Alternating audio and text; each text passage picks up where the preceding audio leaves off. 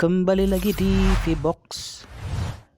Kali ini saya akan membahas seberapa worth it iPhone 7 Plus ini di tahun 2021. Untuk harga iPhone 7 Plus bekas ini bervariasi ya, tergantung kondisi dari handphonenya ya. Kurang lebih sebagai gambarannya sebagai berikut ya. Jika unitnya itu no minus, itu harganya sekitar masih di atas 3,4 juta sampai 4 jutaan ya, tergantung kapasitas dan kondisi serta juga tergantung negonya. Kemudian untuk unit yang minus itu sekitar 2,5 sampai 3 jutaan, termasuk juga di sini yang bypass ya, sekitar masih segituan.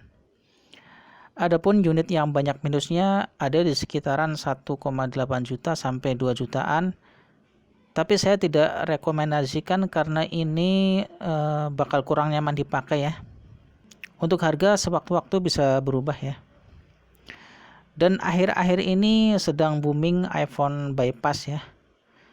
Meski ada beberapa kelemahan pada iPhone bypass ini, tapi di sisi lain harganya juga jadi tambah murah. Dan ini yang kita cari.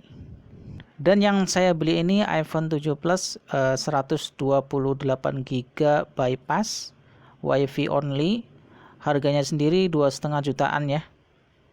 Kelemahan mendasar dari iPhone bypass ini adalah tidak bisa pakai jaringan seluler ya, alias WiFi only, dan tidak bisa di factory reset ya. Kalau di reset bakalan terlock iCloud lagi ya. Selain itu tidak ada masalah berarti ya dengan performanya.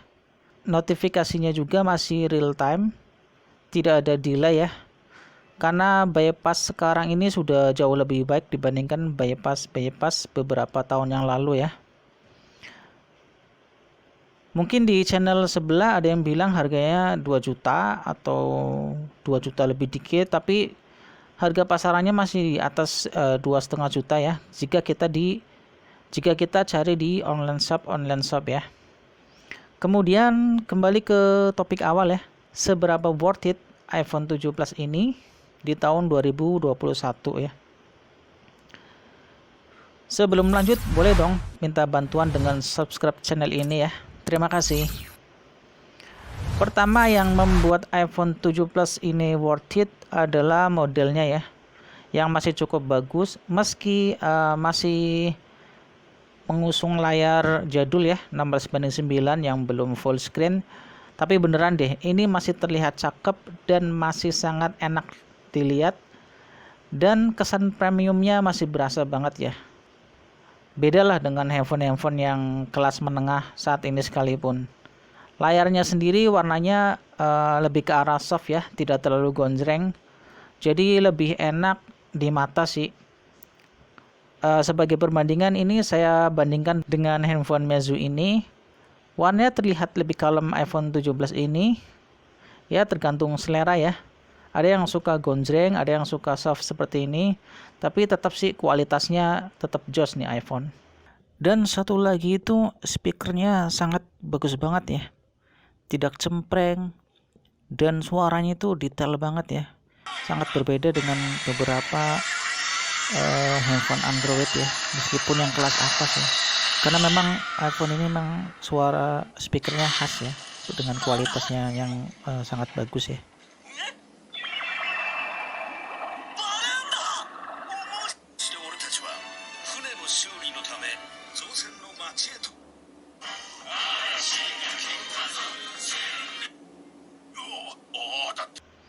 Kemudian performanya sendiri masih sangat mumpuni ya. Untuk kebutuhan sehari-hari, bahkan untuk main game masih oke ya. Game sekelas PUBG Mobile mah bisa smooth banget lah dimainin. Sistem operasi iOS-nya itu jadi keistimewaan lainnya ya. Jadi pembeda dari Android ya. iOS ini sangat smooth dan clean ya. Ikonnya rapi dan terlihat bersih ya. Beda dengan Android yang kebanyakan itu terlihat berantakan ya pada ikon-ikonnya ya, jadi kurang rapi aja. Dan satu lagi yang saya suka adanya fitur haptic feedback ya, yang variatif, Mungkin cuma iPhone yang ada fitur seperti ini ya, atau mungkin handphone kelas atas saja sepertinya tidak ada sih kalau Android. Dimana kita bisa merasakan efek getaran sentuhan yang berbeda ya, dari setiap perintah yang kita sentuh ya. Ini buat yang baru pindah ke iPhone 17 ini akan merasa wah banget ya dengan fitur ini ya. Kemudian saya tes dengan Antutu Benchmark. Angkanya tembus di angka 170 ribuan ya. Skor ini jelas lebih dari cukup untuk kebutuhan sehari-hari. Bahkan HP mid-range terbaru sekalipun skornya masih banyak yang di bawah itu ya. Kemudian saya coba mainkan game PUBG Mobile. Saya mainkan PUBG Mobile di settingan Smooth Ultra ya, sangat enak ya. Dan ini bisa dinaikkan juga sampai ke HDR ya, dengan frame rate-nya high juga. Tapi saya setting di Smooth Ultra aja ya, biar frame rate-nya lebih halus ya. Saya mainkan frame rate-nya sangat terjaga ya, tidak ada masalah, jarang ada frame drop ya. Dan untuk panasnya sendiri masih wajar, tidak terlalu panas. Jadi ini masih oke lah. Ya, iPhone ini memang terkenal optimal ya untuk main game ya. Sebagai perbandingan, iPhone 5s saja yang udah jadul banget itu masih sanggup memainkan game PUBG Mobile ini dengan lancar ya. Kurang lebih seperti ini grafis saat main PUBG Mobile ini. Masih sangat enak ya dimainkan, tidak ada masalah berarti lah. Masih bisa lah buat chicken dinner. Dan satu lagi yang jadi keunggulan lainnya adalah kameranya ya, dimana kameranya sangat bagus di atas rata-rata, terutama untuk perekaman videonya ya, yang sangat smooth dan stabil. Yang seperti ini jelas tidak ditemui di handphone menengah ya, meskipun di tahun ini. Meski keluaran baru sekalipun tetaplah masih di atas rata-rata ini. Kemudian fitur OS-nya juga sangat optimal ya.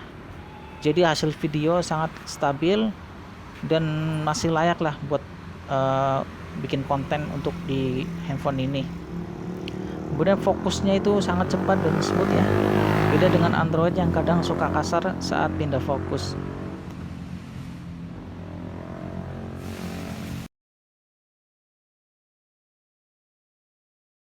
Dan yang tidak bisa dilupakan lagi adalah ini brand Apple ya. Jadi kita tidak akan malu ketika kita ngeluarin handphone ini dari saku celana kita ya. Ya ini masing-masing saja, tapi ada beberapa memang yang gengsi. Meski begitu banyak kelebihannya, tetap masih ada kurangnya ya. Ya namanya juga barang ya. Yang pertama baterainya itu kebanyakan sudah tidak dalam kondisi 100% ya. Ini wajar saja karena keluaran agak lama ya. Justru kalau masih 100% itu artinya baterainya udah pernah ganti ya. Tapi tidak masalah meskipun sudah pernah ganti, karena yang penting tidak drop aja lah. Yang punya saya ini masih cukup terbilang awet ya. Untuk pemakaian kantoran seperti saya ini masih bisa bertahan sampai malam harinya ya, tanpa bermain game. Tapi adapun kalau main game secara terus-menerus akan lebih cepat habis ya. Tapi overall masih oke lah untuk daya tahan baterainya. Kemudian kelemahan lainnya adalah size aplikasinya ini entah kenapa sangat besar ya. Jauh lebih besar dibandingkan Android ya. Jadi buat yang baru pindah ke iPhone ini harus siap-siap kuota ya. Karena download aplikasinya sangat besar size-nya ya. Jadi usahakan sih cari WiFi dulu lah buat download ini. Sebagai contoh ini aplikasi TikTok ya, dimana di Android cuma 80 megaan, tapi di iPhone ini bisa sampai 200 megaan ya. Dan umumnya semua aplikasi memang seperti itu ya, berlipat-lipat kapasitasnya. Tapi yang jadi keunggulan, jadi tidak terlalu memakan banyak RAM ya. Oke, saya rasa sekian dulu ya. Semoga membantu. Overall iPhone 7 Plus ini masih sangat recommended ya. Untuk dipakai di tahun 2021 ini, mungkin tahun depannya lagi pun masih oke lah. Oke, jangan lupa subscribe channel ini untuk mendapatkan rekomendasi gadget keren lainnya di channel ini. Terima kasih.